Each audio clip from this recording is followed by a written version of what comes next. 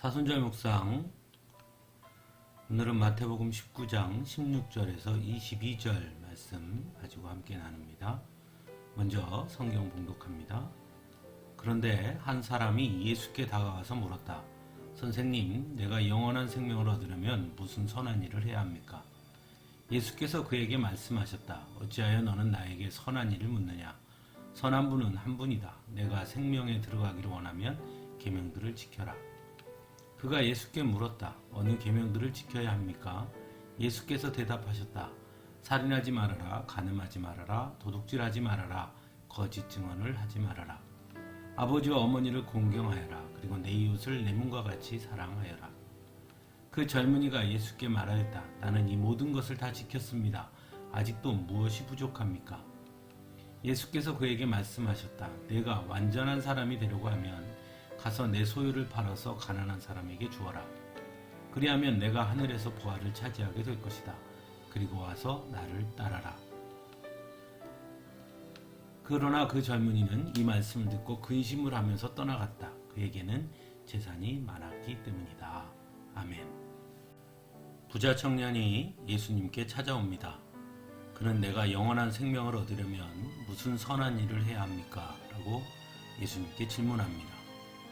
그의 질문에는 이미 선한 일을 통해 영원한 생명을 얻는다고 생각하고 있음을 그대로 드러내고 있습니다. 그리고 그가 선한 일이라고 말하는 것의 한계 또한 예수님과의 대화 속에서 그대로 드러나는 것을 볼 수 있습니다.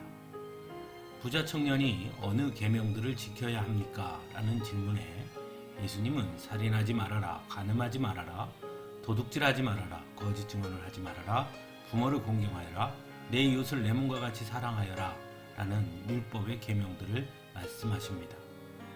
그러자 그 부자 청년은 나는 이 모든 것을 다 지켰습니다. 아직도 무엇이 부족합니까? 라고 자신만만하게 대답합니다. 하지만 예수님께서 내 소유를 팔아서 가난한 사람에게 주어라. 그리고 와서 나를 따라라 말씀하시자 근심하면서 떠나갔고 그에게는 재산이 많았기 때문이라고 오늘 말씀은 전하고 있습니다. 즉 부자 청년이 말한 선한 일이란 바로 율법의 계명을 지키는 것이었습니다. 그리고 그 율법의 계명을 지킨다는 것은 철저하게 자기 중심이었고 자기 성결의 중심이었다는 것입니다.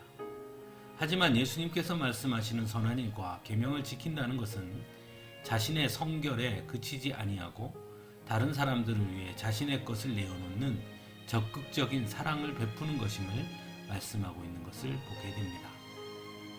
선한 행동을 한다는 것은 중요합니다. 하지만 예수님은 선한 행동의 결과, 보여지는 것뿐만이 아니라 그 선한 행동의 의도와 동기 또한 매우 중요함을 말씀하고 있습니다. 자신을 드러내기 위한 의도와 동기를 가지고 하는 행동은 밖에서 보기에는 선한 행동처럼 보이긴 하지만 예수님은 그것은 진정한 선한 행동이 아니라고 말씀하고 있는 것입니다.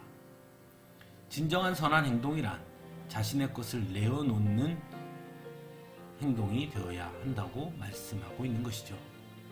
그래서 예수님은 너는 자선을 베풀 때는 오른손이 하는 일을 왼손이 모르게 하여 내 자선 행위를 숨겨두어라. 그리하면 남모르게 숨어서 보시는 내 아버지께서 너에게 갚아주실 것이다 라고 말씀하십니다.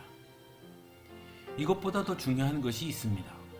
예수님은 단순히 선한 행동을 하라는 것에 그치지 않고 그리고 와서 나를 따라라 라고 말씀하셨다라는 것입니다.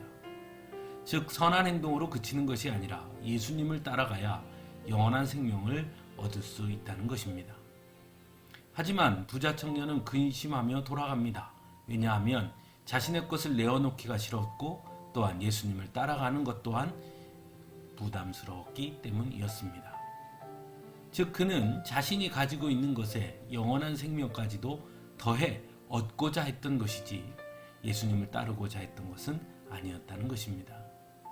하지만 예수님을 따른다는 것은 그리고 영원한 생명을 얻는다는 것은 자신이 있는 것에 더해 무엇인가 하나 더 얻는 것이 아닙니다. 예수님의 제자들은 예수님께서 나를 따르라 말씀하시자 자신의 배와 부모를 버려두고 예수님을 쫓았습니다. 이처럼 예수님을 따라간다는 것은 나의 것을 내려놓는 것이 선행되어야 하는 것이죠. 여전히 많은 사람들은 신앙생활을 취미생활처럼 하는 분들이 있습니다. 예수님을 따라간다는 것을 마치 누군가와 여행 가는 것으로, 잠깐 소풍 가는 것으로 착각하는 분들도 있습니다. 아닙니다. 예수님을 따라간다는 것은 나의 삶의 방향이 완전히 바뀌는 것입니다. 신앙생활을 한다는 것은 취미생활이 아닌 나의 가장 중요한 삶의 한 가운데인 것입니다. 그래야 주님을 따를 수 있는 것입니다. 부자 청년은 그걸 몰랐던 것입니다. 그래서 근심하며 돌아갑니다. 사랑하는 성도 여러분, 우리는 어떤가요? 사순절 기간 다시 한번 주님을 따르겠다는 결심이 우리 안에 굳게 새겨지기를 간절히 바랍니다. 함께 기도하겠습니다.